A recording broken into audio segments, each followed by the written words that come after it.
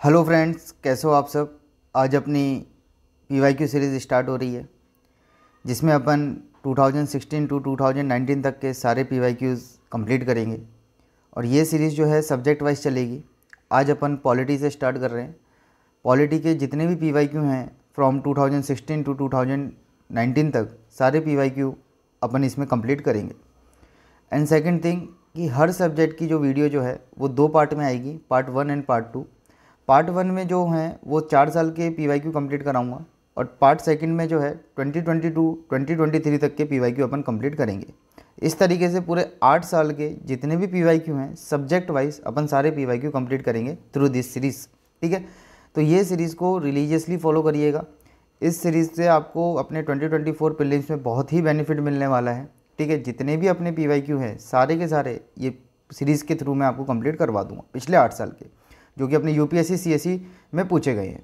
Okay, जैसे कि मैंने अपनी लास्ट वीडियो में भी आपको बताया था कि भाई अगर टाइम मिला तो सीडीएस एनडीए सीएपीएफ ईपीएफओ को भी पीवाईक्यू करवा देंगे, लेकिन अभी मेरी जो फर्स्ट प्रायोरिटी है वो यही है कि भाई यूपीएससी सीएससी के पहले पीवाईक्यू कंप्लीट कर लेते हैं 2016 टू 2023 तक।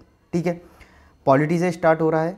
ठीक है, इसमें अपन 2016 से लेके 2019 तक के सारे पीवाईक्यू कंप्लीट करेंगे। एक भी पीवाईक्यू मिस नहीं होगा, सारे पीवाईक्यू एक्सप्लेनेशन के साथ मैं आपको कंप्लीट कराऊंगा।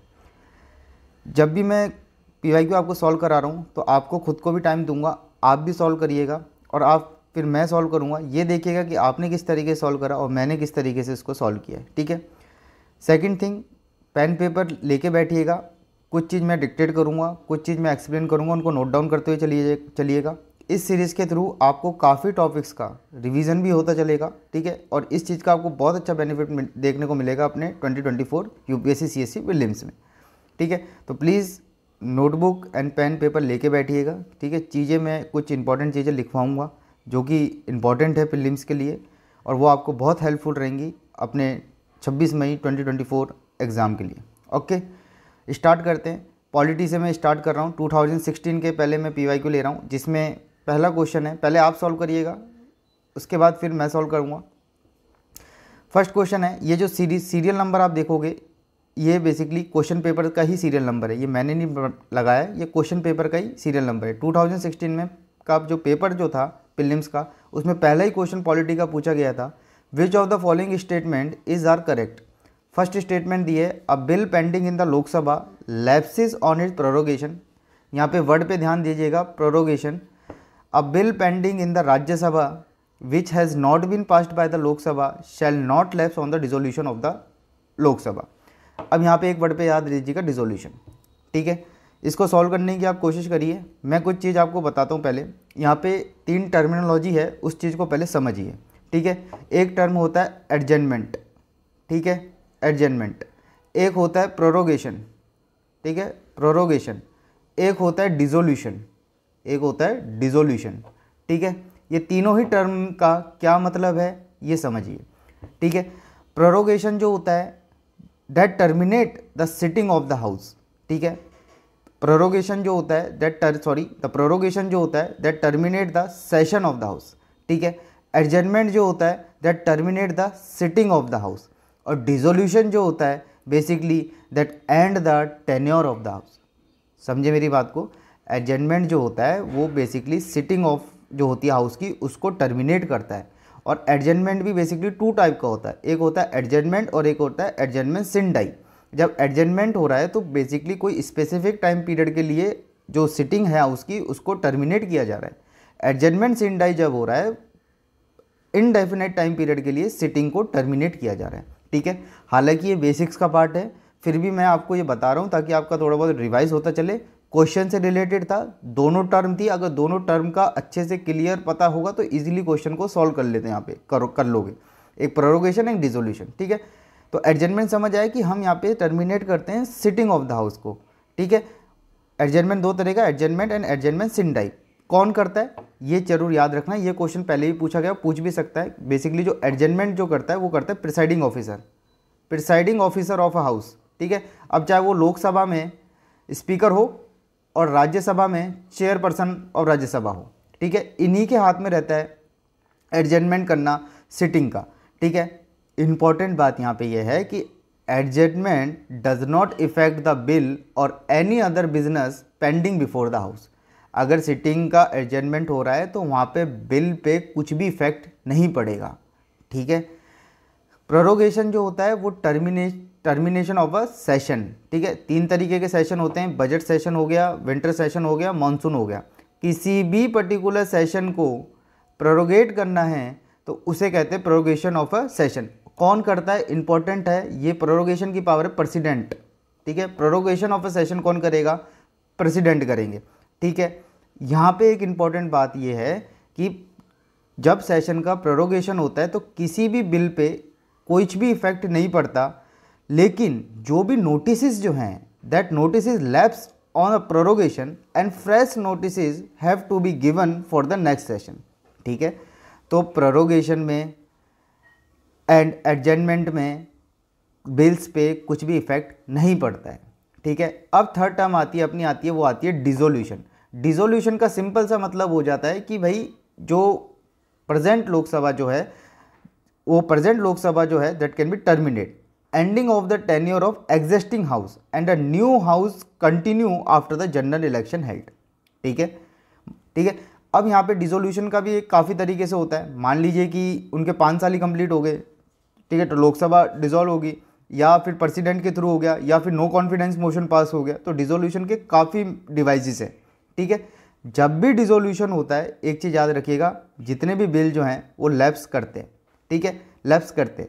लेकिन डिसोल्यूशन मैंने आपको बताया टेन्योर कंप्लीट हो गया, प्रेसिडेंट के हाथ में भी पावर है on the recommendation of prime minister, ठीक है। इस चीज़ को याद रखिएगा, ठीक है। तो डिसोल्यूशन कौन करता है, प्रेसिडेंट करता है। प्रोरोगेशन कौन करेंगे, प्रेसिडेंट करेंगे। एडजस्टमेंट कौन करेगा, प्रिसाइडिंग ऑफिसर करेंगे। प्रोरोगेशन में, एडजस्टमेंट में बिल पे कुछ भी इफेक्ट नहीं होता, जैसा है वैसा रहेगा। लेकिन प्रोरोगेशन के केस में जितने भी नोटिस जो हैं, नोटिस और बिल्स में फ़र्क होता है, ये बेसिक्स का पार्ट है, आज जाके देखिएगा। नोटिस जितने भी हैं वो सारे के सारे लैप्स हो जाएंगे और फ्रेश नोटिस जो दिए जाएंगे नेक्स्ट सेशन में, ठीक है। सेकंड सीन डिसोल्यूशन में क्या होता है, जितने भी बिल्स जो हैं वो सारे के सारे क्या होंगे, लैप्स हो जाएंगे, ठीक है। मैं एक रूल बता रहा हूँ, डिसोल्यूशन जब हो रहा है किसी भी हाउस का, तो इसमें एक चीज़ याद रखना, जब भी बिल लोकसभा एंड राज्यसभा के बीच में हैं तो वो बिल हमेशा लैप्स करेगा अगर हाउस डिसॉल्व हो रहा है तो, ठीक है। ये चीज़ ध्यान रखिएगा। अगर लोकसभा और राज्यसभा के बीच में नहीं है, अगर वो प्रेसिडेंट के पास चले गया फॉर असेंट फॉर एक्ट, तो वो लैप्स नहीं करेगा, ठीक है। अब जब डिसोल्यूशन होता है, मान लीजिए कोई भी बिल है वो लोकसभा में इंट्रोड्यूस हुआ और लोकसभा डिसॉल्व हो गया, तो बिल क्या करेगा, लैप्स करेगा। ये मैं बेसिक का पार्ट बता रहा हूँ, क्वेश्चन को आप सॉल्व करिएगा और ये लिखते भी चलिएगा अगर कुछ चीज़ नहीं पता हो तो। डिसोल्यूशन के केस में क्या होता है, मान लीजिए लोकसभा में कोई भी बिल अपना इंट्रोड्यूस हुआ है और उसी ही केस में लोकसभा मान लीजिए लैप्स कर जाता है, तो बिल क्या करे, लोकसभा डिसॉल्व हो जाता है तो बिल क्या करेगा, लैप्स हो जाएगा। सेकंड केस ये हो सकता है कि भाई बिल राज्यसभा में इंट्रोड्यूस हुआ और लोकसभा में फिर वो गया, लेकिन लोकसभा डिसॉल्व कर गया, फिर भी बिल लैप्स करेगा। मैंने क्या बोला, अगर बिल जो है वो राज्यसभा एंड लोकसभा के बीच में घूम रहा है और लोकसभा डिसॉल्व हो जाता है तो बिल क्या करेगा, लैप्स करेगा ही करेगा, ठीक है। इसमें इफ़ एंड बट कुछ नहीं है, ठीक है, याद रखिएगा इस चीज़ को। मान लेते हैं बिल इंट्रोड्यूस हुआ लोकसभा में और वो राज्यसभा में गया, लेकिन बिल अभी भी राज्यसभा में ही है, ठीक है, बिल अभी भी राज्यसभा में ही पेंडिंग है और उस केस में लोकसभा डिसॉल्व हो जाता है तो बिल तभी भी लैप्स करेगा, क्योंकि बिल जो इंट्रोड्यूस हुआ लोकसभा में हुआ लेकिन राज्यसभा में तो अभी पेंडिंग है, लेकिन बिल अभी भी लोकसभा और राज्यसभा के बीच में ही है, ठीक है। तो बिल उस केस में भी क्या करेगा, लैप्स करेगा ही करेगा। सेकंड के और केस देख लेते हैं, बिल मान लेते हैं इंट्रोड्यूस हुआ राज्यसभा में, लेकिन बिल इस बार लोकसभा में नहीं गया, ठीक है। बिल राज्यसभा में इंट्रोड्यूस हुआ but bill not go to Lok Sabha. इस केस में अगर लोकसभा डिसॉल्व हो जाता है तो बिल लैप्स नहीं करेगा, क्योंकि बिल जो इंट्रोड्यूस हुआ वो राज्यसभा में ही हुआ और वो बिल राज्यसभा में ही रह गया लेकिन उस टाइम पे लोकसभा डिसॉल्व हो गया तो बिल लैप्स नहीं करेगा। समझ आए। और केस देख लेते हैं, अगर मान लेते हैं कि बिल लोकसभा में इंट्रोड्यूस होता है फिर राज्यसभा में जाता है, उसके बाद प्रेसिडेंट के असेंट के लिए जाता है, उस केस में अगर लोकसभा डिसॉल्व हो जाता है तो बिल तब भी लैप्स नहीं करेगा। क्यों? क्योंकि अब जो बिल है वो प्रेसिडेंट के पास पहुंच गया है फॉर एक्ट, ठीक है, इस केस में भी बिल लैप्स नहीं करेगा। ठीक है, तो ये एक रूल है, इसको ध्यान रखिएगा, कभी भी कंफ्यूजन नहीं होगा, कभी भी रटने की जरूरत नहीं पड़ेगी कि कब लैप्स होगा कब नहीं होगा। इसमें स्टूडेंट को काफ़ी कंफ्यूजन, काफ़ी डिफिकल्टी फेस होती है। सिंपल सी बात याद रखनी है, if bill between the Lok Sabha and Rajya Sabha and Lok Sabha dissolve then bill can be lapse. ठीक है, इसको नोट करके अपने पेपर में या नोटबुक में लिख लीजिए। When bill introduce in the Lok Sabha then Rajya Sabha and then go to the president then bill not be lapse. एक बार प्रेसिडेंट के पास कोई बिल पहुंच गया, अगर उसके बाद अगर लोकसभा डिसॉल्व हो रही है तो लैप्स नहीं करेगा। अगर बिल अभी भी लोकसभा राज्यसभा के बीच में घूम रहा है तो बिल लैप्स करेगा। अगर बिल राज्यसभा में इंट्रोड्यूस हुआ है और राज्यसभा में ही रह गया बिल और लोकसभा डिसॉल्व हो गई तो उस केस पे भी बिल लैप्स नहीं करेगा। ठीक है, बेसिक का पार्ट है, जो आप अपनी स्टैंडर्ड बुक पढ़ते हो उसमें अच्छे खासे से एक्सप्लेन किया हुआ है, लेकिन ये चीज़ नहीं बताई होगी, उसमें एक पैराग्राफ फॉर्म में दिया हुआ है, बहुत कन्फ्यूजन होता है। ये दो चीज़ हमेशा याद रखिएगा। ठीक है, एक और चीज़ मैं आपको यहाँ पे बताना चाहूँगा, पार्लियामेंट का कुछ डिसेंडिंग ऑर्डर में बता देता हूँ। ठीक है, इसको भी अपने नोट डाउन कर लीजिएगा, एक्स्ट्रा पॉइंट है। ठीक है, पार्लियामेंट टेन्योर क्या है भाई, लोकसभा का 5 साल का हो गया। ठीक है, उस 5 साल के टेन्योर में 3 सेशन होते हैं। ठीक है, क्या होता है, सेशन होते हैं, budget session, winter session and monsoon session. उस सेशन के अंदर सिटिंग होती हैं। ठीक है, उस सेशन के अंदर सिटिंग होती है, what ever happen inside the session वो सिटिंग के अंदर ही होगा, और जो भी सिटिंग के अंदर होगा उसे कहते हैं हम बिजनेस ऑफ हाउस। ठीक है, तो सेशन के अंदर सिटिंग, और सिटिंग के अंदर जो कुछ भी हो रहा है उसे क्या कहते हैं, बिजनेस ऑफ हाउस। ठीक है, ये एक्स्ट्रा पॉइंट था, तो इस चीज़ को ध्यान रखिएगा। पूरा एक्सप्लेनेशन मैंने आपको कर दिया है, अब आपने क्या आंसर लगाया मुझे कमेंट में बताइएगा। इसका एक्चुअल में जो आंसर है वो है बी। ये जो स्टेटमेंट 1 जो गलत हुआ वो किस वजह से हुआ, प्रोरोगेशन की वजह से। मैंने आपको क्या बताया, प्रोरोगेशन अगर हो रहा है, प्रोरोगेशन पहली बात तो सेशन का होता है, प्रोरोगेशन जो होगा वो टर्मिनेट होगा, सेशन होगा। ठीक है, तो bill pending in the Lok Sabha lapses on its prorogation. कुछ फर्क नहीं पड़ता बिल्स पे, प्रोरोगेशन में, एडजमेंट और प्रोरोगेशन पे, बिल्स पे कोई फर्क नहीं पड़ता, लेकिन प्रोरोगेशन में एक चीज़ याद रखना, नोटिस जितने भी हैं वो सारे लैप्स हो जाएंगे। ठीक है, सेकंड स्टेटमेंट जो है, a bill pending in the Rajya Sabha which has not been passed by the Lok Sabha shall not lapse on the dissolution of the Lok Sabha. मैंने क्या बोला, अभी राज्यसभा में ही पेंडिंग है, लोकसभा तक नहीं पहुंचा है बिल, लेकिन लोकसभा डिसॉल्व हो गया है, तो उस केस में लैप्स नहीं करेगा बिल। ठीक है, ओके, इसका आंसर क्या है, बी है। ठीक है, पेन पेपर लेके बैठिएगा, मैं एक्स्ट्रा पॉइंट भी बताते चलूँगा, आपके स्टैटिक के पॉइंट भी बताते चलूँगा, आपको बहुत हेल्प मिलने वाली है अपने यूपीएससी सीएससी 2024 में। 25 क्वेश्चन, ये आपके यूपीएससी सीएससी प्रीलिम्स के 2016 का पेपर में 25वां क्वेश्चन ये पूछा गया था, consider the following statement, the chief secretary in the state is appointed by the governor of that state. Second statement है, the chief secretary in a state has a fixed tenure. ठीक है, actually इस question का जो answer जो है वो different coaching की आंसर की और बुकलेट में अलग अलग है।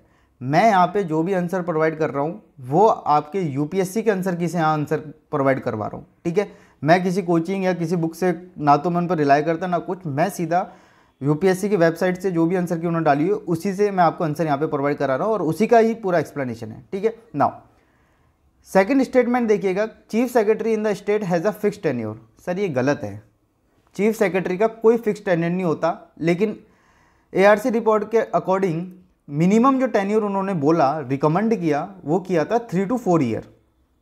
ठीक है, लेकिन ऐसा कोई फिक्स टेन्योर नहीं होता चीफ सेक्रेटरी का इन अ स्टेट। ठीक है, तो स्टेटमेंट सेकंड तो वैसे ही गलत हो गया, स्टेटमेंट सेकंड गलत होती answer B and answer C eliminate हो जाएंगे। ठीक है, फर्स्ट जो स्टेटमेंट जो है यहाँ पे कि chief secretary in a state is appointed by the governor of that state, basically आपको मैं बता देता हूँ, यहाँ पे जो कंट्रोवर्सी में जो चीज़ रही वो रही अपॉइंटेड बाय द गवर्नर, गलत चीज़ है ये। ठीक है, वो क्यों है ये सुनिएगा, chief secretary is chosen by the CM. ठीक है ना, as the appointment of the chief secretary is an executive action of the CM. ठीक है ना, और जो भी सीएम जो डिसीजन होंगे is taken in the name of the governor. ठीक है, सीएम ने चूज किया, उन्होंने अपॉइंट किया चीफ सेक्रेटरी को, लेकिन किसके नाम पे किया, गवर्नर के नेम पे। ठीक है ना, what ever the executive action taken by the chief minister of the particular state is taken in the name of the governor of that state. ठीक है, ये बेसिक का पार्ट है। ठीक है, ऐसे यूनियन में होता है, ऐसे ही सेंटर में होता है, ठीक है ना।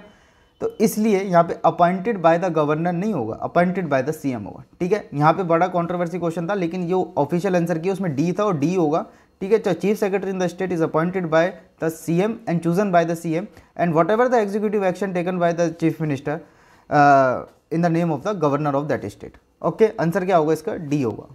आप मेरे साथ सॉल्व करते चलिएगा इस क्वेश्चन को, तभी आपको बेनिफिट मिलेगा। ओके, नाउ थर्ड क्वेश्चन देखते हैं 2016 में। ये 40 क्वेश्चन आपसे 40 नंबर का क्वेश्चन पूछा गया था 2016 के पेपर में। With the reference of the Gram Nyayalaya act which of the following statement is correct. Statement 1, as per the act Gram Nyayalaya can hear only the civil cases and not a criminal cases. The act, second statement, the act allow the local social activist as a mediator and reconciliator. Solve करिए इसको एक बार। Basically इसका answer है B, ठीक है। ग्राम Nyayalaya act 2009 में ऐसा कुछ नहीं है कि वो खाली सिविल केस ही देखेंगे, वो क्रिमिनल केस भी देखते हैं, ठीक है। तो as per the act the Gram Nyayalaya hear the both civil cases and the criminal cases, इसलिए स्टेटमेंट 1 गलत होता है, लेकिन स्टेटमेंट 2 सही है। The act allow the local social activist as a mediators and the reconciliators. Okay, तो आंसर क्या है इसका, बी, सेकंड। उसके बाद चलते अपन 95 क्वेश्चन आपसे पूछा गया 2016 के पेपर में। The Parliament of India acquires the power to legislate on any item in the state list in the national interest if the resolution of that effect is passed by the, ठीक है। ध्यान से पढ़िएगा question को, question easy है, language थोड़ी सी typical है, ठीक है। क्वेश्चन में ज़्यादा डिफिकल्टी नहीं आएगी अगर ध्यान से पढ़ोगे तो, कि भाई parliament of India acquire the power to legislate in the any item of the state list. State list में आपको कुछ भी लेजिस्लेशन करना है in a national interest, resolution जो है किस मेजोरिटी से पास होगा। एक चीज़ याद रखना, ये जो मेजोरिटी वाला जो पार्ट है ना, ठीक है, जैसे type of majority, simple majority, effective majority, absolute majority, ठीक है, स्पेशल मेजोरिटी, ठीक है, ये जो टाइप्स ऑफ मेजोरिटी है, मैं देखो इन सबको एक्सप्लेन करने बैठूंगा तो बेसिकली फिर ये बहुत बड़ी बड़ी वीडियोज़ होने लग जाएंगी, ठीक है।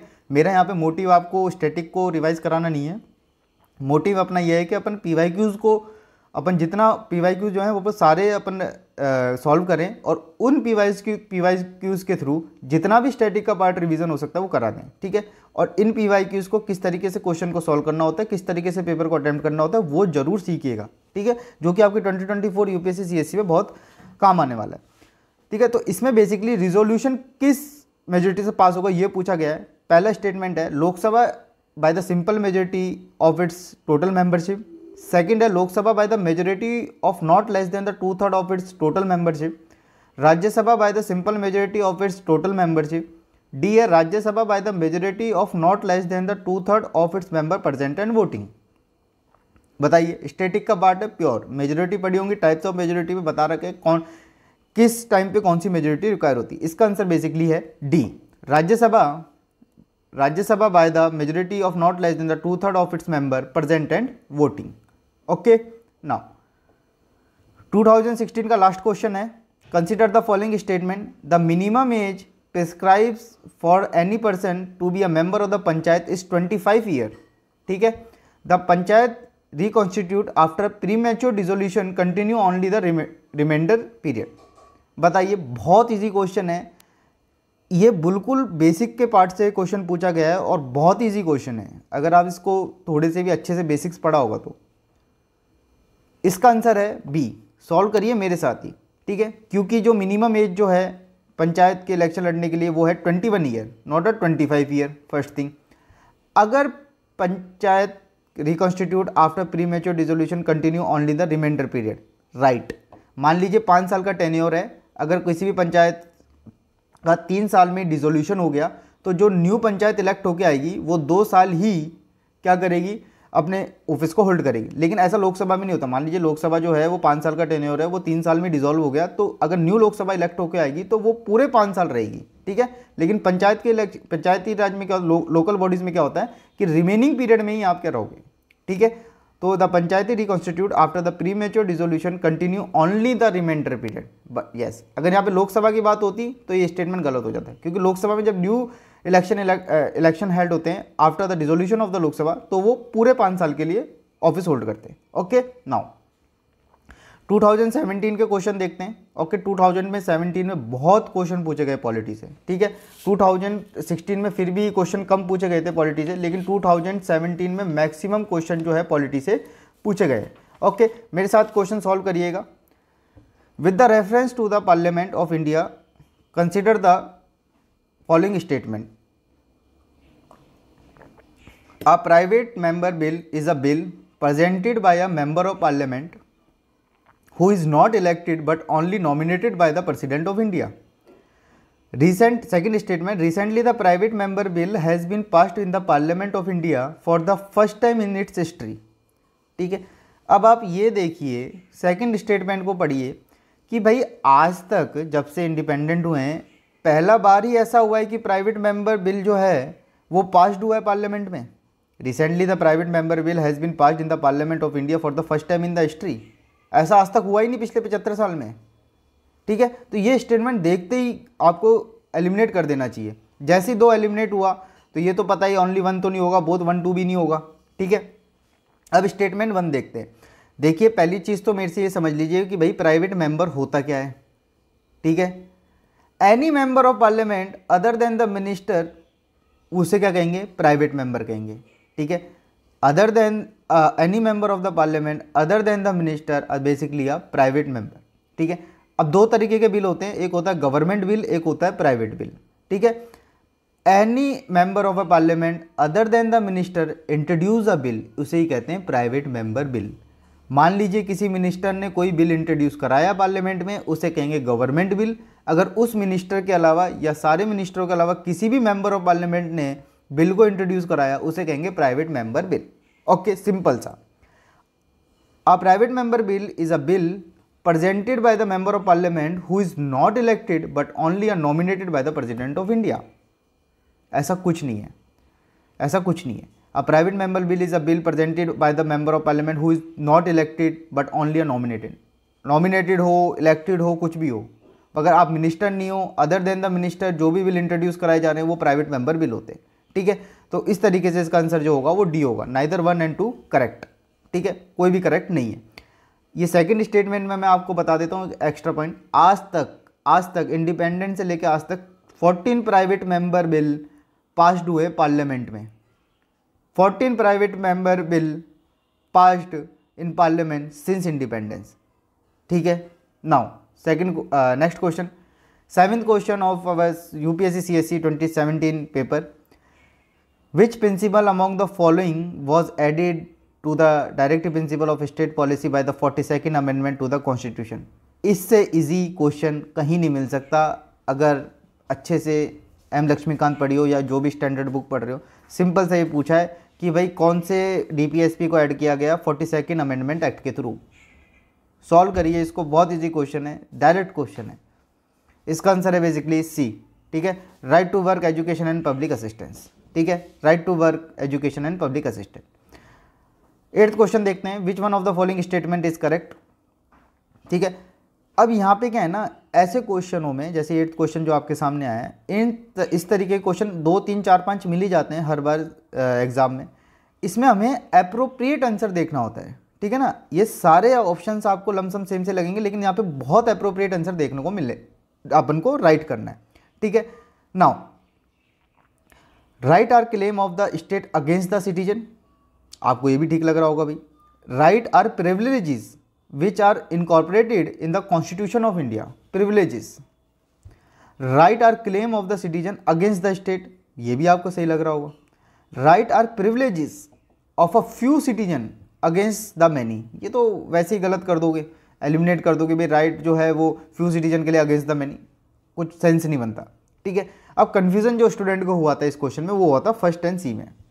Right are claim of the state against the citizen, ठीक है, right are claim of the citizen against the state. अगर किसी ने भी अच्छे से पॉलिटी पढ़ी होगी, ध्यान से पढ़ी होगी कि राइट जो होते हैं नेगेटिव राइट होते हैं, पॉजिटिव राइट होते हैं, ठीक है, उन सब चीज़ों को मैं एक्सप्लेन तो यहाँ कर दूंगा, लेकिन बहुत वीडियो बड़ी हो जाएंगी, ठीक है।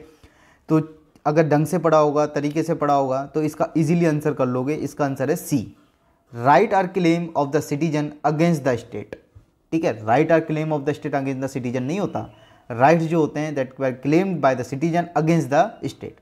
Okay, through these rights people make demand upon the state, rights are claim of the citizen against the state, through these right people make the demands upon the state. Okay, इसका answer है सी। Question इतना typical नहीं था, को यहाँ पे confusion ज़्यादा students को हुआ था, क्योंकि यहाँ पे आपको मोस्ट अप्रोप्रिएट आंसर ढूंढना होता है, ठीक है।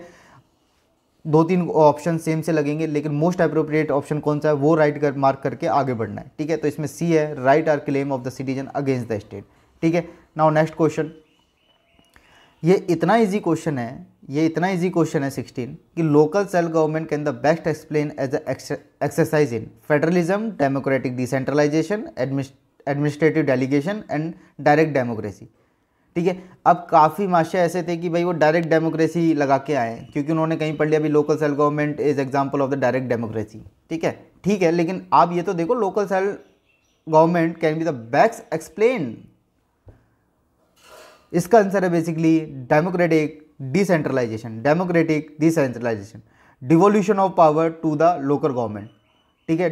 Devolution of the power to a local government, local self government can be the best explain by the democratic decentralisation, devolution of the power to the local government, ठीक है। बहुत easy question था, ऐसे क्वेश्चंस को please गलत करके मत आइएगा, चाहे वो 16 जो क्वेश्चन मैं आपको बता रहा हूँ। इससे पहले का जो क्वेश्चन था, इसमें फिर भी आपको कन्फ्यूज़न क्रिएट होगा, जिसने भी अगर मान लीजिए कि ढंग से क्वेश्चन को नहीं, ऑप्शंस को नहीं पढ़ा, नहीं समझा, ठीक है, तो वो डेफिनेटली इस क्वेश्चन को गलत करके आएगा 8th क्वेश्चन को। लेकिन 9 जो नेक्स्ट क्वेश्चन जो मैंने 16 क्वेश्चन जो आपके साथ डिस्कस कर रहा हूँ, ऐसे क्वेश्चन गलत नहीं करने। सिंपल सा क्वेश्चन पूछा है भाई, local self government can be the best explain as the exercise in democratic decentralisation, devolution of power to the local government, ठीक है।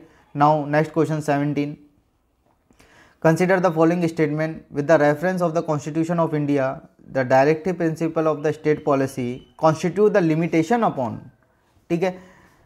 फिर क्वेश्चन रिपीट कर रहा हूँ, with the reference of the Constitution of India, DPSP constitute limitation upon legislative function या executive function। Simple सा ये भी पढ़ लिया करो कि करेक्ट पूछा इनकरेक्ट, करेक्ट पूछा यहाँ पे कि DPSP limits upon the legislative function या एग्जीक्यूटिव फंक्शन, ठीक है। इस क्वेश्चन को सॉल्व करिएगा, थोड़ा ट्रिकी क्वेश्चन है, ठीक है। जिसने अच्छे से पॉलिटी को पढ़ा होगा उसी क्वेश्चन को ये हैंडल कर पाएगा, अदरवाइज तो ये गलत ही होगा क्वेश्चन जो भी अटेम्प्ट करके आएगा, ठीक है।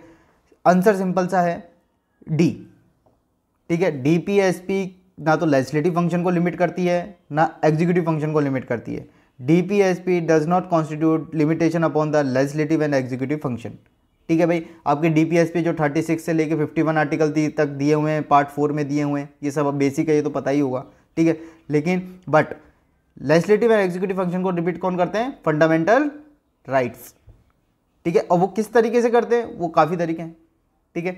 वो बेसिक का पार्ट है, वो आपके लक्ष्मीकांत में क्लियरली दिया हुआ है, ठीक है। तो यहाँ पे DPSP does not limits the executive and legislative function. Okay, now next question, which of the following statement is a true of the fundamental duty of an India citizen, ठीक है। एक चीज़ मुझे बताइएगा कि ये आपसे क्वेश्चन पूछ रहा हूँ, कमेंट में बताइएगा कि फंडामेंटल ड्यूटीज़ जो है किस अमेंडमेंट के थ्रू इनकॉर्पोरेट करी अपने कॉन्स्टिट्यूशन में, ठीक है, एंड कौन से आर्टिकल में, कौन से पार्ट में। ये 3 क्वेश्चन मैं आपसे पूछ रहा हूँ, ठीक है। और किस कमिटी ने रिकमेंड किया था ये भी बताइएगा, ठीक है। और फंडामेंटल ड्यूटीज़ किस कंट्री से बोरो किए हैं।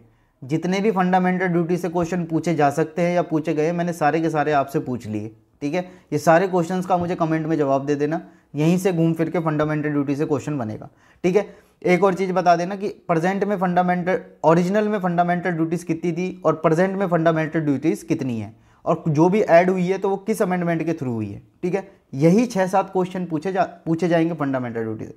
इसलिए मैं कहता हूँ कि PYQs को देखिए, उनका वैल्यू समझिए, वहाँ से आपको पता लग जाएगा कि पर्टिकुलर टॉपिक में से कहाँ से। जैसे मैंने आपको 8-10 क्वेश्चन आपसे पूछे फंडामेंटल ड्यूटी से, यही क्वेश्चन पूछे गए हैं UPSC में भी, और यहीं से पूछे जाएंगे, क्योंकि उनके पास स्कोप ही इतना है। फंडामेंटल हर टॉपिक का एक पर्टिकुलरली स्कोप हो जाता है। लेकिन मैं ये नहीं कहता कि काफ़ी टॉपिक ऐसे होते हैं कि वहाँ से कहीं से भी क्वेश्चन उठ के आ जाते हैं, क्योंकि टॉपिक ही इतना ब्रॉड है। लेकिन फंडामेंटल ड्यूटीज इतना नैरो टॉपिक है कि वहाँ से एक लिमिटेड ही क्वेश्चन फ्रेम होगा, अगर होगा भी तो, और होता है, फ्रिक्वेंटली होता है, ड्यूटीज से, DPSP से, फंडामेंटल राइट से, ठीक है। नाउ क्वेश्चन देखते हैं, ये 36 क्वेश्चन है 2017 पेपर का, अपने UPSC CSE का। Which of the following statement is a true of the fundamental duties of an Indian citizen.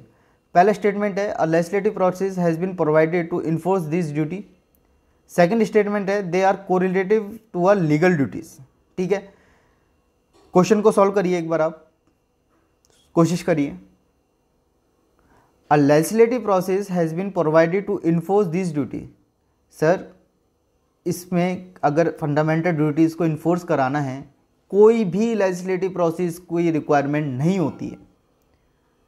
A legislative process has been provide to enforce this duty, no, they are correlative to a legal duties. गलत, legal duties is one that is required to be carried out according to a law.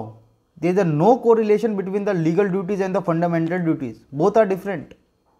ठीक है, तो इसका answer basically है D. ठीक है, question थोड़ा tricky नहीं था, मैं ये नहीं कहूँगा ट्रिकी क्वेश्चन है, मैं इसको मीडियम लेवल में डालूंगा। देखो 3 तरीके के क्वेश्चन पूछे जाते हैं, एक पूछा जाता है इजी, एक पूछा जाता है मीडियम, एक पूछा जाता है टफ। मैं इसको मीडियम लेवल में डालूंगा। ठीक है, आंसर है इसका डी। कोई लेजिस्लेशन रिक्वायरमेंट नहीं होता ड्यूटीज़ को इन्फोर्स कराने के लिए, और there is a no correlation between the fundamental duties and the legal duties. ठीक है, basically legal duty according to the law. ठीक है, नाउ 38 क्वेश्चन देख लेते हैं।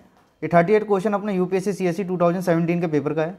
ये नंबरिंग मेरी नहीं है, ये डायरेक्ट पेपर के जो आपके क्वेश्चन सीरीज में पूछे गए हैं वो हैं। एक भी क्वेश्चन मिस नहीं होगा, सारे पीवाई के ऊपर यही डिस्कस करेंगे।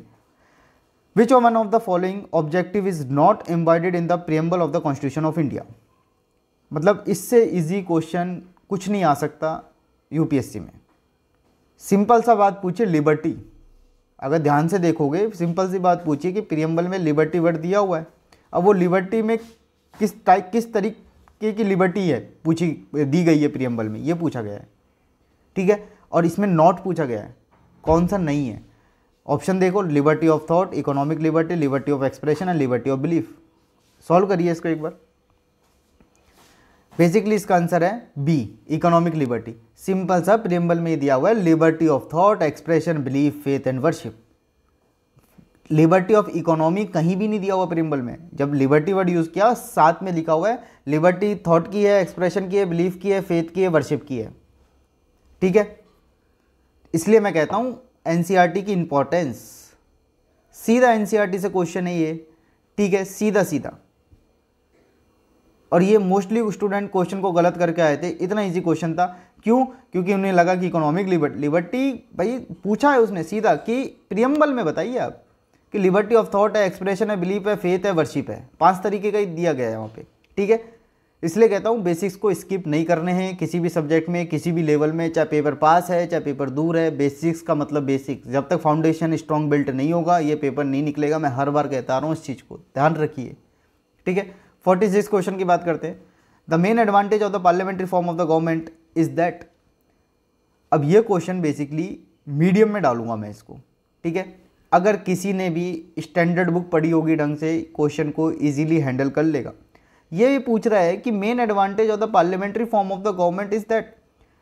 पहला ऑप्शन है the executive and legislative work independently. भैया ये तो प्रेसिडेंशियल फॉर्म ऑफ गवर्नमेंट का काम है।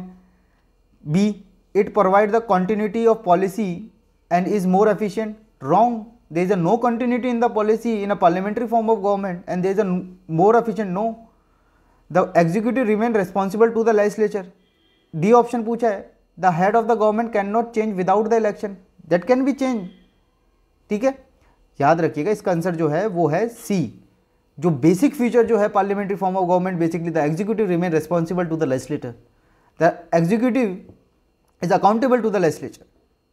ठीक है, इसलिए कह रहा हूँ बेसिक्स प्लीज़ स्किप मत करिए। पेपर जैसे पास आ रहा है आप एनसीईआरटी को स्किप करोगे। अगर अभी भी चीज़ें भूल रहे हो, याद नहीं आ रही है, क्वेश्चन सॉल्व नहीं हो रहे हैं, मैं कितने यहाँ से क्वेश्चन आपको दिखा रहा हूँ कि सीधे एनसीईआरटी से पूछे गए। ठीक है, नाउ 47 क्वेश्चन अपना पूछा गया है। In the context of India which one of the following is the correct relationship between the right and duties. Right are correlative with the duties. अगर इसको ध्यान से पढ़ोगे ना ऑप्शंस को, तो इजीली क्वेश्चन को हैंडल कर लोगे। पहला ऑप्शन पूछा, रिलेशन पूछा राइट एंड ड्यूटीज में। ठीक है, fundamental right and fundamental duties.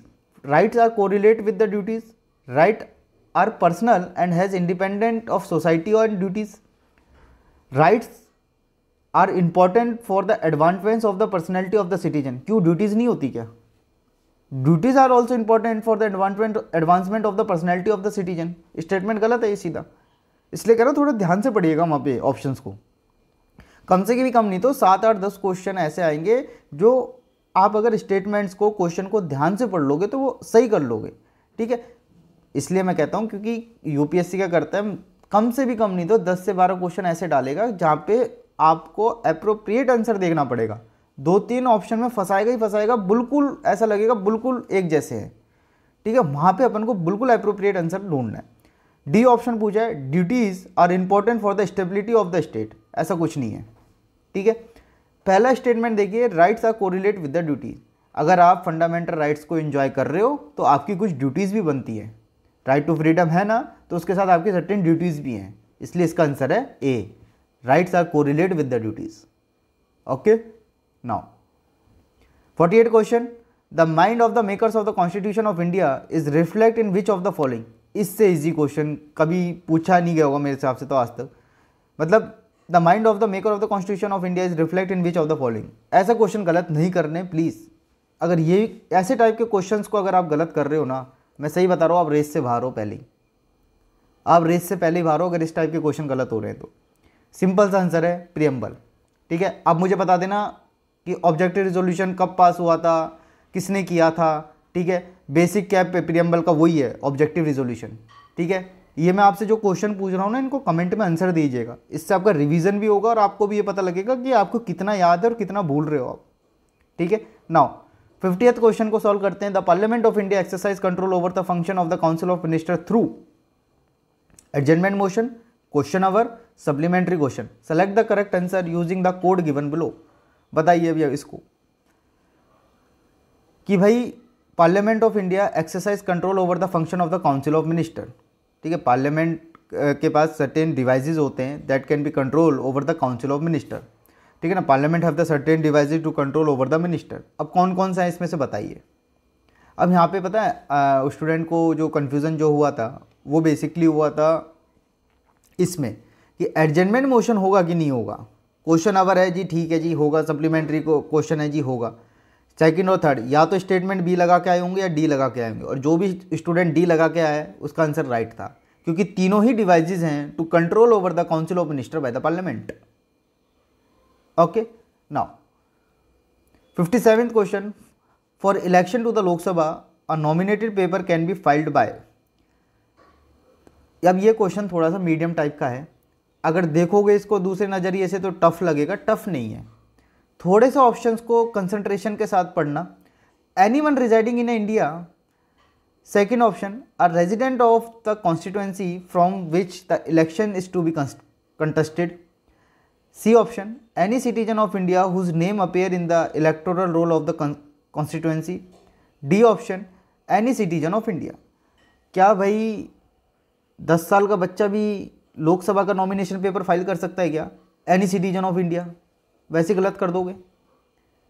For the election of the Lok Sabha nomination paper can be filed bye anyone residing in India. कोई भी इंडिया में रिजाइड कर रहा है, चाहे वो 10 का हो, 15, 20, 25 जो भी हो, वो नॉमिनेशन पेपर फाइल कर देगा क्या? ये भी स्टेटमेंट गलत कर दोगे। अब यहाँ पे बची बात बी एंड सी पे। Are resident of the constituency from which the election is to be contested, और any citizen of India whose name appear in the electoral roll of the constituency. इसका आंसर है C, कोई भी citizen of India हो but उसका नाम electoral roll of that constituency में होना चाहिए। Okay, now next question, consider the following statement, in the election of the Lok Sabha of और state assembly the winning candidate must have at least 50% of the vote poll to be declare elected. ये आपका basic plus standard के part से question पूछा गया है, ठीक है। सिंपल सा पूछा गया है, in the election of the Lok Sabha और the state assembly the winning candidate must get at least 50% of the votes polled to the declare elected. Second option है, सेकंड स्टेटमेंट है, according to the provision laid down in the constitution of India in Lok Sabha speaker post goes to the majority party and deputy speaker to the opposition. Solve करिए इसको एक बार। Basically इसका answer है D. India में एक first past the post का system चलता है, जिसके पास मैक्सिमम वोट उसके पास वो पर्टिकुलर सीट। ये जो इन्होंने स्टेटमेंट डाली है ना कि 50% प्लस वोट 50% प्लस वोट चाहिए, वो प्रेसिडेंट के इलेक्शन में चलते हैं इंडिया में। फर्स्ट पार्ट द पोस्ट का सिस्टम चलता है, जिसके पास मैक्सिमम वोट वही कैंडिडेट इलेक्ट होगा। ठीक है। सेकंड ऑप्शन जो यहाँ पे दिखा है, according to the provision laid down in the constitution of India. Constitution of India में ऐसा कहीं भी नहीं दिया हुआ कि जो लोकसभा का स्पीकर जो होगा वो मेजोरिटी पार्टी से होगा और डेप्यूटी स्पीकर जो होगा वो अपोजिशन होगा। बेसिकली कंसेंसस है। ठीक है, ऐसा कुछ नहीं है कॉन्स्टिट्यूशन ऑफ इंडिया में, कहीं नहीं लिखा हुआ ऐसा। ठीक है, तो इसलिए इसका जो आंसर है वो क्या है, D, neither 1 and 2। Okay. 86 question, right to vote and to be elected in India is fundamental right है, नेचुरल राइट है, कॉन्स्टिट्यूशनल राइट है या लीगल राइट है। ये क्वेश्चन बेसिकली बहुत कंट्रोवर्सी में रहा था। ठीक है, काफ़ी कोचिंग्स वालों ने भी इसका आंसर गलत दिया था जब ये 2017 में जब ये पेपर हुआ था। ठीक है, आप इसको सॉल्व करिए और बताइए क्या आंसर होगा इसका। बेसिकली मैं आपको बता देता हूँ, right to vote and right to contest election is basically a constitutional right. That is not a fundamental right, not a natural right, not a legal right, it's a constitutional right. ठीक है, और इस पर supreme court का separate judgement भी है कि भाई right to vote and right to contest election is basically a constitutional right. Okay, आपका वोट डालने का अधिकार ये आपका कॉन्स्टिट्यूशनल राइट है, ये आपका फंडामेंटल राइट नहीं है, ये नेचुरल राइट नहीं है, ये लीगल राइट नहीं है। ठीक है, now consider the following, next question, consider the following statement, the election commission of India is a 5-member body, union minister of home affairs decided the election schedule for the conduct of both general election and the by-election. Third statement, election commission resolved the dispute relating to split the merger and recognize the political party. अब आप statement इसमें second देखिए कि union minister जो home affairs के जो हैं वो डिसाइड करेंगे इलेक्शन का शेड्यूल। तो भाई इलेक्शन कमीशन और ईसीआई क्या कर रहा है फिर?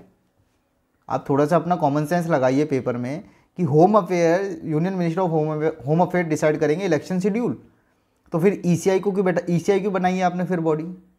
सेकंड स्टेटमेंट तो वैसे ही गलत है। अब जब सेकंड को एलिमिनेट कर दिया, डायरेक्ट आप आंसर पे पहुंच गए, डी आंसर। ठीक है, क्या? Election commission resolve the dispute relating the split merger and recognise the political party. और आपको बता देता हूँ, election commission of India 3 member की बॉडी है, जिसमें चीफ इलेक्शन कमीशन और 2 इलेक्शन कमीशन। ठीक है, सीईसी, एक सीईसी और 2 EC. Okay, now 92 basically tough question में जा डालूंगा, एक ट्रिकी क्वेश्चन है। ठीक है, अब यहां पे आपको मोस्ट अप्रोप्रिएट आंसर ढूंढना है। ठीक है, judiciary review implies the power of judiciary to pronounce upon the constitutionality of law and executive order. B option, the power of judiciary to question the wisdom of the law enacted by the legislature. C, the power of judiciary to review all the legislative enactment before their assent to by the president. D, the power of the judiciary to review its own judgment given earlier in a similar or different cases. पहले मैं आपके साथ सी statement discuss करते हैं कि judiciary के पास ये power है कि भाई वो रिव्यू कर ले लेजिस्लेटिव इनेक्टमेंट बिफोर द असेंटमेंट। अभी तक वो एक्ट बना नहीं, कुछ भी नहीं बना, अभी तक असेंट मिला नहीं है प्रेसिडेंट का, और वो जुडिशियल रिव्यू के अंदर चले जाए। ये स्टेटमेंट वैसे ही गलत है। बी स्टेटमेंट देखते हैं, the power of judiciary to question the wisdom of the law enacted by the legislature. The power of judiciary to question the wisdom of the law, भाई एसओपी का क्या होगा फिर? सेपरेशन ऑफ पावर का। दोनों option हट जाएंगे। ए और डी की बात करते हैं, the power of the judiciary to pronounce upon the constitutionality of the law and the executive order. Appropriate answer जो है वो ए है। कंफ्यूजन ए एंड डी में होगा। देखिए जो डी जो बोला है ना कि the power of the judiciary to review its own judgement given earlier under similar और डिफरेंट केसेस, ये बेसिकली एक जुडिशियल रिव्यू के अंदर आता है कि भाई ठीक है कि कोई सुप्रीम कोर्ट ने कोई अपना जजमेंट दिया, वो अपने जजमेंट को रिव्यू कर सकते हैं सिमिलर केस में या डिफरेंट केस का। ठीक है, वो एक उसी में है, लेकिन इसमें अप्रोप्रिएट आंसर ढूंढना है। इसलिए मैं आपसे कह रहा हूँ कम से कम 8-10 क्वेश्चन ऐसे डलते हैं जहाँ पे वो बहुत ही क्लोज ऑप्शन होंगे, बहुत ज़्यादा, लेकिन वहाँ पे बिल्कुल अप्रोप्रिएट ऑप्शन को टिक मार्क करके आगे बढ़ना है। एक्चुअल में जो जुडिशरी रिव्यू का जो मतलब होता है वो यही होता है कि भाई जो भी लॉ बन रहे हैं, जो भी एग्जीक्यूटिव ऑर्डर बन रहा है, क्या वो बेसिक स्ट्रक्चर को तो वायलेट नहीं कर रहा? ठीक है, वो एज पर द कॉन्स्टिट्यूशन तो है कि नहीं है? ठीक है, इसलिए statement A is right. Okay, now 96 question, which of the following is not necessarily the consequences of the proclamation of the president rule in the state. Not पूछा है। अब आप मुझे एक बात बताइए, इसमें स्टेटमेंट सेकंड देखिए आप पहले, इसमें स्टेटमेंट आप सेकंड देखिए पहले, removal of the council of minister in the state. ठीक है, काउंसिल ऑफ मिनिस्टर मान लीजिए स्टेट में नहीं है, रिमूव हो गया, तो आप सीधा का सीधा प्रेसिडेंट रूल लगाओगे। ठीक है, स्टेटमेंट 1 देखिए, dissolution of the state legislative assembly. अगर स्टेट लेजिस्लेटिव असेंबली डिसॉल्व हो रही है तो भाई इलेक्शन हेल्ड होंगे ना, फिर प्रेसिडेंट रूल क्यों लगेगा। Dissolution of the local body हो रही तो इलेक्शन हेल्ड होंगे, इलेक्शन करवाइए। लेकिन काउंसिल ऑफ मिनिस्टर ही नहीं है तो पर्टिकुलर स्टेट रन कैसे करेगी, तो फिर 356 अप्लाई होगा या 365 होगा। ठीक है, और प्रेसिडेंट रूल आपको पता ही है कि 2 आर्टिकल में लगता है, 356 एंड 365। 356 में किस केस में लगता है ये आप बताएंगे, और 365 में किस केस में लगता है ये आप बताएंगे। ठीक है, आंसर है इसका basically B. Okay, first and third. अगर काउंसिल ऑफ मिनिस्टर को रिमूव कर रहे हो स्टेट में तो उस केस में तो आपको प्रेसिडेंट रूल लगाना ही पड़ेगा। इसमें पूछा not necessarily the consequences for the proclamation of the president rule. Dissolution हो गया अभी स्टेट लेजिस्लेटिव असेंबली का, इलेक्शन हेल्ड करवाइए। डिसोल्यूशन ऑफ लोकल बॉडी हो गया तो इलेक्शन कंडक्ट करवाइए। Okay, now next question 97, which of the following are envisaged by the right against the exploitation in the constitution of India. इससे easy question नहीं हो सकता, मैं कह रहा हूँ।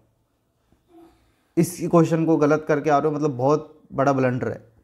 सिंपल सा पूछा है कि right against the exploitation in the constitution of India, simple सा आर्टिकल पूछे इसमें।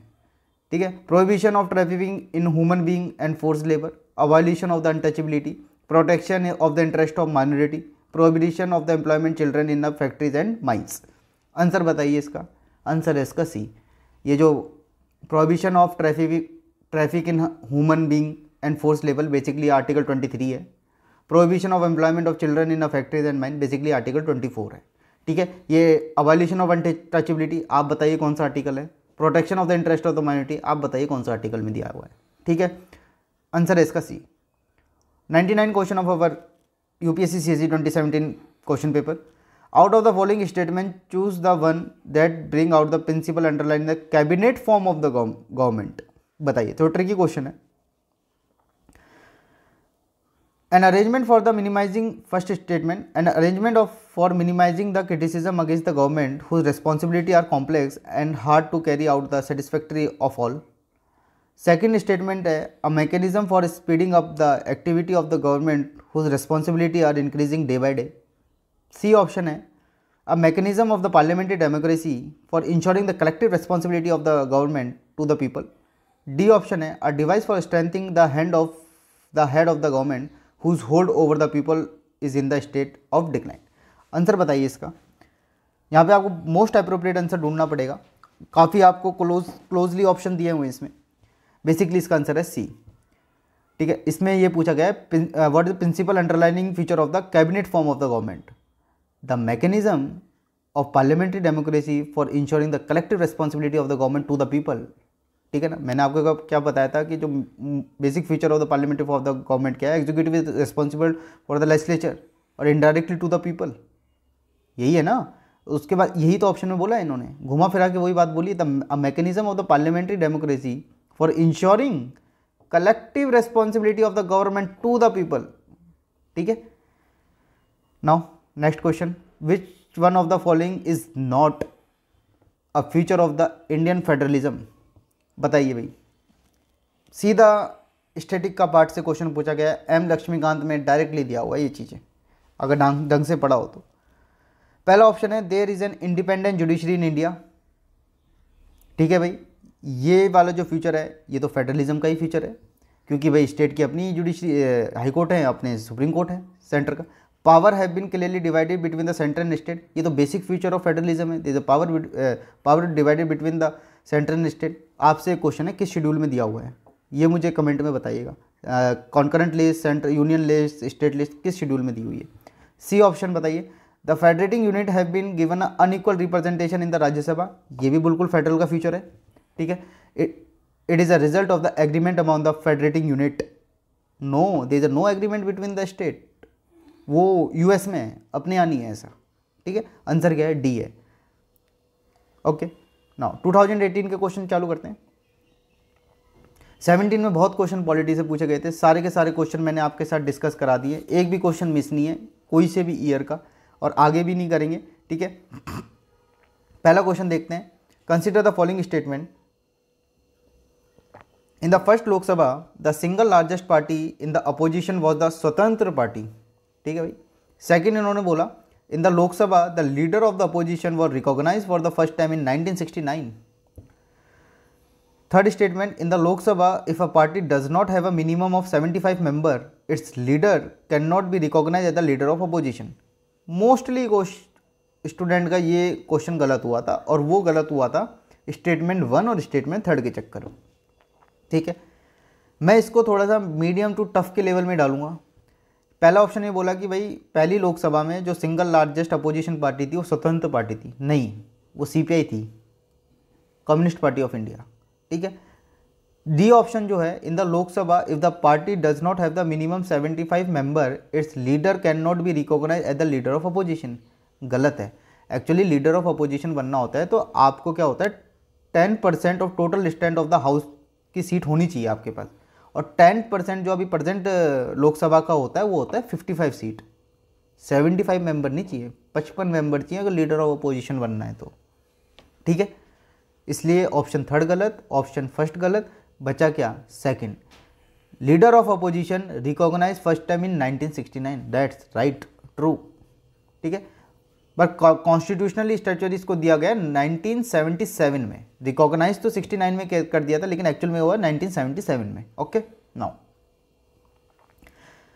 Next question, consider the following statement, the parliament of India can place a particular law in the ninth schedule of the Constitution of India. Second, the validity of a law placed in the ninth schedule cannot be examined by any court and no judgment can be made on it. इस चीज़ पे student को बहुत confusion होता है second statement पे कि भाई 9th schedule में कोई भी लॉ जाएगा तो वो जुडिशियल रिव्यू के अंदर नहीं आएगा, ऐसा कुछ भी नहीं है। बस एक चीज़ को छोड़ के जो डिलिमिटेशन कमीशन का जो भी डिसीजन होता है, ठीक है, उसमें जुडिशरी रिव्यू के अंदर नहीं जाता, जो भी उनका डिसीजन है वो फाइनल है। अदरवाइज जो भी कुछ लेजिस्लेशन का डिसीजन है, चाहे लॉ है, बिल है, नोटिस है, एग्रीमेंट है, जो भी है, उसके ऊपर जुडिशरी की पावर है, वो जुडिशरी रिव्यू के अंदर आ सकता है। बट 9th शेड्यूल के अंदर जो भी लॉ हम डाल रहे हैं वो जुडिशरी रिव्यू के अंदर नहीं आते, तब नहीं आते अगर वो बेसिक स्ट्रक्चर को वायलेट नहीं कर रहे। तो अगर वो बेसिक स्ट्रक्चर को वायलेट कर रहे हैं as per the Keshavananda Bharti case 1973, तो वो फिर आएंगे जुडिशरी रिव्यू के अंदर। जब ये जनरल स्टेटमेंट डाल देते हैं ना ये लोग कि the validity of the law place in the 9th schedule can not be examine by any court and no judgement can be pass, गलत है। That can be examine by the any court and any judgement can be pass by the any court, ठीक है। लेकिन अगर मैं आपके साथ option first देख लेते हैं, the parliament of India can place a particular law in the 9th schedule of the constitution, बिल्कुल क्यों नहीं डाल सकते, 9th शेड्यूल में कोई भी लॉ डालिए, बट ऐसा नहीं हो जुडिशरी रिव्यू के, बिल्कुल आएगा। और चाहे सुप्रीम कोर्ट हो चाहे हाई कोर्ट हो, वो उस पर कोई भी जजमेंट पास कर सकते हैं। अगर वो बेसिक स्ट्रक्चर को वायलेट नहीं कर रहा है तो फिर वो जुडिशियल रिव्यू के अंदर नहीं आएगा, 9th शेड्यूल के अंदर जो भी लॉ डालें। लेकिन इन्होंने यहाँ पे ऐसा कोई स्टेटमेंट नहीं डाला बेसिक स्ट्रक्चर वाला, ठीक है। तो आंसर क्या है इसका, ए। नाउ भारी भरकम सा ये क्वेश्चन है, लेकिन इसमें क्वेश्चन में कुछ नहीं है, बिल्कुल स्टैटिक से पूछा गया क्वेश्चन है, चीज़ें रटी होंगी तो सीधा मान लोगे। With the reference to the Parliament of India, which of the following parliamentary committee scrutinize and report to the House whether the power to make a regulation, rule, sub-rule, by-rule, etc. conferred by the Constitution or delegation by the Parliament are being properly exercised by the Executive within the scope of such delegation, ठीक है। इतना सब पूछ ली, simple सी बात है, committee पूछी है, कुछ नहीं पूछा इसमें, ठीक है। Committee on a government assurance, committee on the subordinate legislation, simple सा एम लक्ष्मीकांत में सीधा कमिटीज़ दी हुई हैं, और कमिटीज़ इंपॉर्टेंट हैं, मैं आपको बता रहा हूँ, कमीशंस कमिटीज़ इंपॉर्टेंट है। Rule committee, business advisory committee, answer है इसका committee on subordinate legislation. Okay, now 31 option की बात करते हैं, रिगार्डिंग द मनी बिल। पहली बात तो मैं आपसे क्वेश्चन पूछ लेता हूँ भाई कि मनी बिल किस आर्टिकल में डिस्कस है, ये बता देना मुझे। Regarding the money bill which of the following statement is not correct, ठीक है। स्टेटमेंट पढ़िए, A bill shall be deemed to be a money bill if it contain only provision relating to the imposition, abolition, remission, alteration or regulation of any tax. ठीक है. B statement बोला a money bill has provision for the custody of the consolidated fund of India and contingency fund of India. ये दोनों का difference आपका static का part है कि कंसोलिडेटेड फंड ऑफ इंडिया क्या होता है, कंटीजेंसी फंड ऑफ इंडिया क्या होता है. अ money bill is concern with the appropriation of money out of the contingency fund of India. D option, a money bill deal with the regulation of borrowing of money or giving of any guarantee by the government of India. बताइए क्या answer होगा इसका. Not correct पूछा है, ध्यान रखिएगा, not correct पूछा है. ठीक है, मैं आपको एक डेफिनेशन दिखवा रहा हूँ मनी बिल की, उसको लिख लीजिए क्योंकि यहाँ से स्टूडेंट को बहुत कंफ्यूज होता है. ठीक है, मनी बिल में जब भी ये ऐसे ऑप्शन आते हैं ना, वो कन्फ्यूजन क्रिएट होता है. और आर्टिकल आप बताइएगा किस आर्टिकल में दिया हुआ है. ठीक है, नोट डाउन करिएगा, एक डेफिनेशन लिखवा रहा हूं मैं.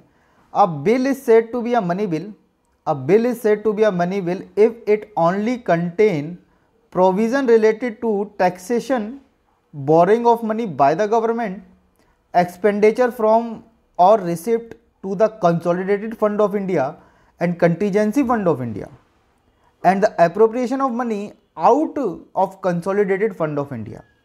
फिर रिपीट कर रहा हूँ, एक डेफिनेशन लिखवा रहा हूँ मनी बिल की, बहुत काम की है, बहुत इंपॉर्टेंट है, नोट डाउन कर लीजिएगा. A bill is said to be a money bill if it any contain provision related to taxation, borrowing of money by the government, expenditure from और receipt to the consolidated fund of India and contingency fund of India and the appropriation of money out from the consolidated fund of India. जिस भी student ने ये definition मेरे साथ note down करी होगी और जिस भी स्टूडेंट ने ये डेफिनेशन ढंग से मेरे साथ पढ़ी होगी तो सिंपल सा आंसर मार देगा सी, क्योंकि appropriation of money out from the consolidated fund of India, not a contingency fund of India. और नॉट करेक्ट पूछा है. A B D are a correct statement. Okay okay, now next question. With the reference to the election of the president of India consider the following statement. The value of the vote of the each MLA varies from state to state. Second statement, the value of the vote of the MP of the Lok Sabha is more than the value of the vote of the MP of the Rajya Sabha. ठीक है, थोड़ा सा दिमाग लगाओगे या थोड़ा सा ढंग से पढ़ा होगा तो इजीली क्वेश्चन को हैंडल कर लोगे. ठीक है, देखो, the value of the vote of the MLA varies from the state to state, ये बोल रहा है. बिल्कुल राइट स्टेटमेंट है, क्योंकि the value of the vote of the MLA differ because it is based on the population criteria and population of the each state is differ. ठीक है, लेकिन एक चीज़ बता दूँ, स्टेटमेंट सेकंड गलत है, क्योंकि इन्होंने बोला कि जब वैल्यू ऑफ द MP जो है लोकसभा की उनकी ज़्यादा है than compare to the MPs of the Rajya Sabha. No, चाहे आप लोकसभा के हो चाहे राज्यसभा के हो, value of the vote of all MPs is the same. ठीक है, और प्रेसिडेंट का टॉपिक इंपॉर्टेंट रहता है हरदम, इसका पढ़ के जाइएगा. तो इसका आंसर है ए. ठीक है, now next question. In the federation established by the government of India Act 1935, residuary power were given to them. बहुत इजी क्वेश्चन, बताइए, सॉल्व करिए इसको. क्या आंसर होगा? इसका आंसर है गवर्नर जनरल. अभी रेजिडुअरी पावर किसको दी गई है? स्टेट को, सेंटर को, प्रेसिडेंट को. आप बताइए मुझे इसमें अभी रेजिडुअरी पावर किसके पास है? Parliament, state, president, governor. मैं ऑप्शन दे रहा हूँ ये सारे. ठीक है, लेकिन as per the government of India 1935 किसके हाथ में थी? Governor general of India. Okay, now consider the following statement. First statement बोलता है the speaker of the legislative assembly shall vacant his her office if he she ceases to be a member of the assembly. Okay, second statement है whenever the legislative assembly is resolved the speaker shall vacant his her office immediately. थोड़ा ढंग से basics पढ़ा होगा तो कर लोगे easily question को. इसमें आंसर है ए, क्योंकि सेकंड जो स्टेटमेंट है उसमें फॉल्ट क्या है मैं बता देता हूँ. इन्होंने बोला कि whenever the legislative assembly is dissolve the speaker shall vacant his her office immediately. No, immediate नहीं करते वो. अगर लोकसभा डिसॉल्व हो भी गई, असेंबली डिसॉल्व हो भी गई, लेजिस्लेटिव असेंबली डिसॉल्व हो भी गई, तो ये नहीं है कि स्पीकर इमीडिएटली अपना ऑफिस को वैकेंट कर देंगे. गलत स्टेटमेंट है. But first statement is right. The speaker of the legislative assembly shall vacant his her office if he she ceases to be a member of the assembly. Okay, now 41 question. Consider the following statement, no criminal proceeding shall be institute against the governor of the state in any court during his term of office. No criminal proceeding, ठीक है।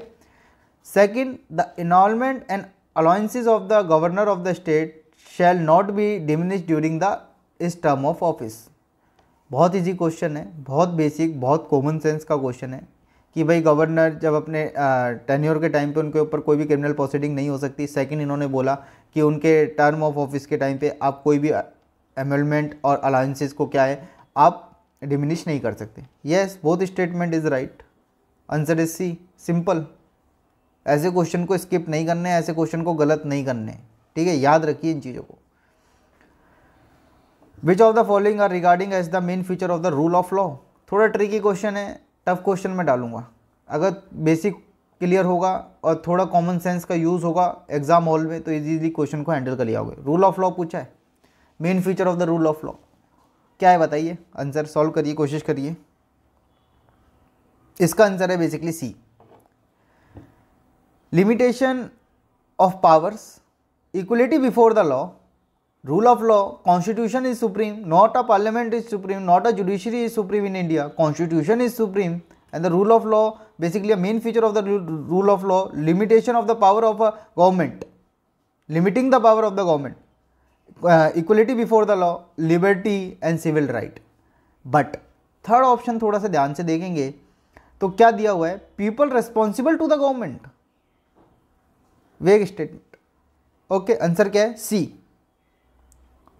53 का देखते हैं, if the president of India exercise power as providing under the article 356, ठीक है, president rule of the constitution in respect of the particular state, then, ठीक है, president of India exercise is power to providing under article 356 of the constitution in respect of a particular state, ठीक है, the assembly of the state is automatically dissolve. भाई अगर president rule लग रहा है तो असेंबली ऑटोमेटिकली डिजॉल्व हो गई, ऐसा कुछ नहीं है, ठीक है।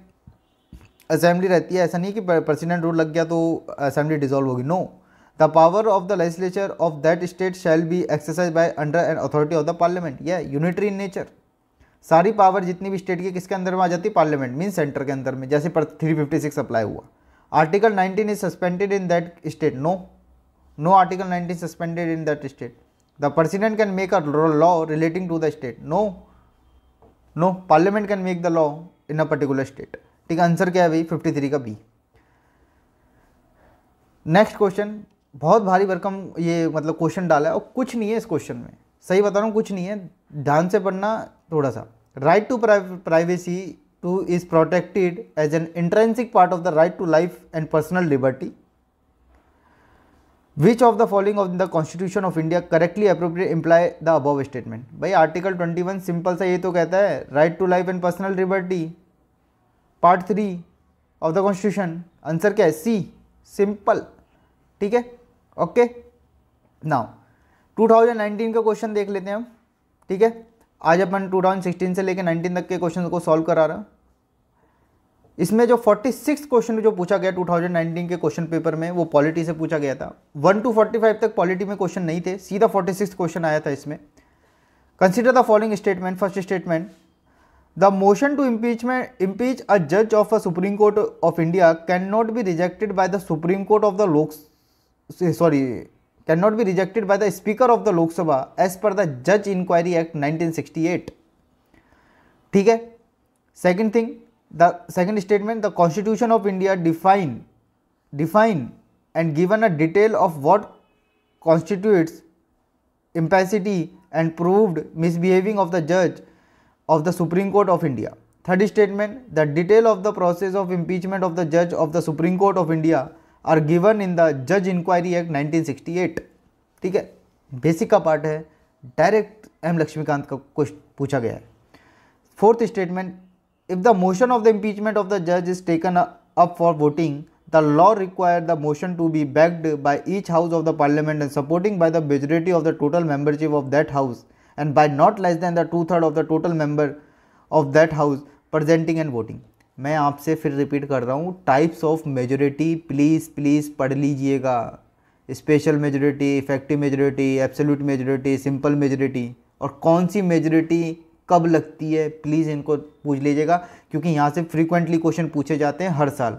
ठीक है, ये बहुत हॉट टॉपिक है पॉलिटिक्स में, यहाँ से क्वेश्चन पूछता है इस, ठीक है ना। इसका आंसर बताइए आप, बहुत ईजी क्वेश्चन है, बेसिक्स पढ़े होंगे तो आंसर है इसका सी, आंसर है इसका सी।